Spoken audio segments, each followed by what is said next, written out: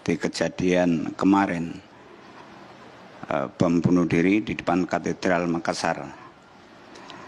Itu kalau dikatakan canggih ya sudah nggak canggih seperti itu, karena gampang bikinnya itu. Jadi itu bukan canggih, tetapi yang terjadi adalah bunuh dirinya ini. Nah, dari pengalaman yang saya tahu, berarti ini 20 tahun lalu kami melakukan pengeboman di beberapa gereja, di beberapa kota di Indonesia, dan saya kebagian di Mojokerto. Ini terulang lagi, bahkan lebih memprihatinkan, yaitu dengan cara bunuh diri.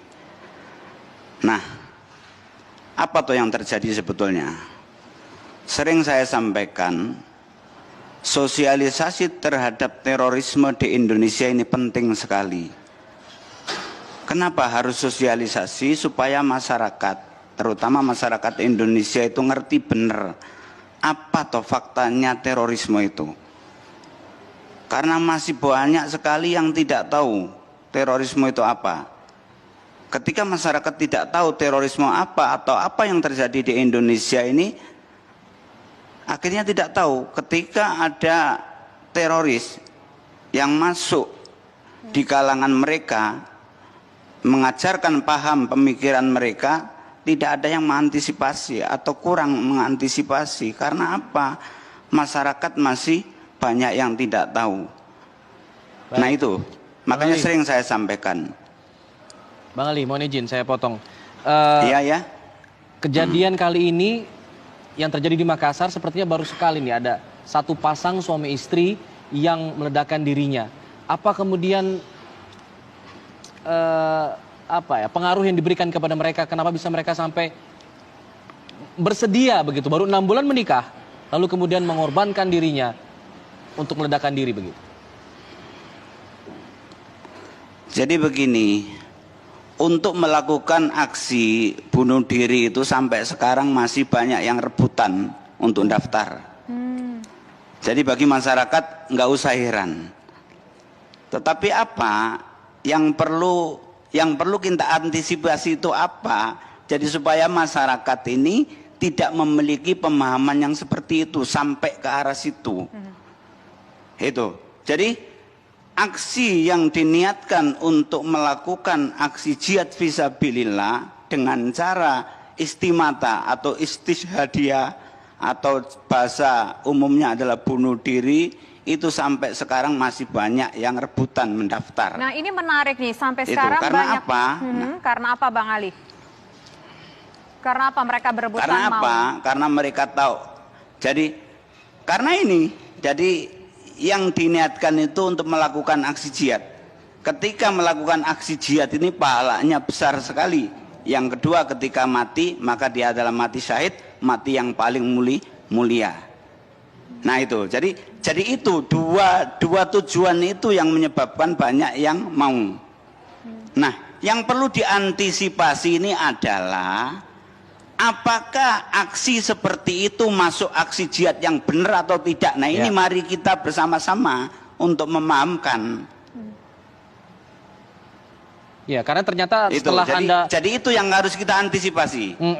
Artinya Anda mau bilang bahwa setelah Anda sekarang bertaubat, ternyata itu bukan arti jihad yang sebenarnya begitu. Anda ingin berkata seperti itu begitu.